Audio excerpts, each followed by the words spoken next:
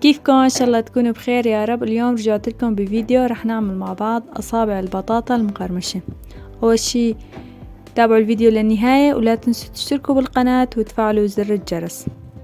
هلا بيلزمنا لوصف اليوم حبتين من البطاطا، نسلقهم كتير منيح. بعد ما سلقناهن وعجناهن منيح رح نبلش نضيف لهم التوابل انتو شو بتحبوا، فيكم تضيفوا كمان، فيكم تضيفوا بقدونس. انا هون ضفت لهم الكزبره والفلفل الاحمر، الفلفل الاسود او الفلفل الابيض والملح، ورح ضيف لهم كمان 4 معالق من الطحين، ورح ضيف لهم كمان ملعقه كبيره من المايونيز.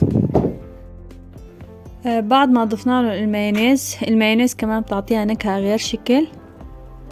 راح نبلش هلا نخلط المكونات كلياتهم مع بعض حتى تتشكل عندي العجينة.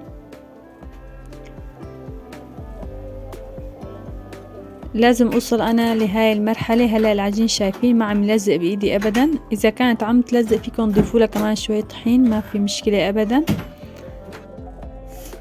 وبعد ما صار عندي العجين جاهز هلا رح بلش حطهم بقلب كيس شفاف مثل ما عم تشوفوا معي. بنحاول نفض كل الكمية ورح مدها بالتساوي للعجينة.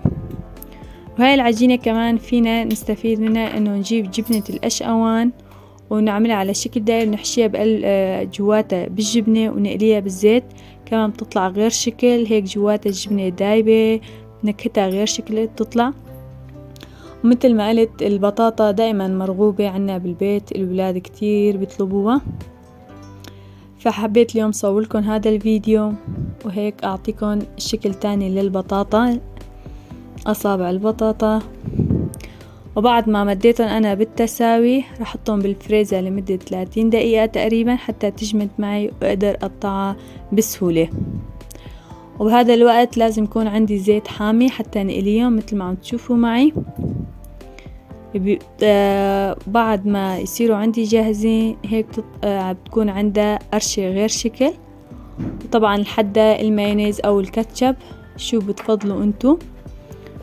وهيك انا بكون وصلت لنهاية الفيديو، ان شاء الله يكون عجبكم يا رب.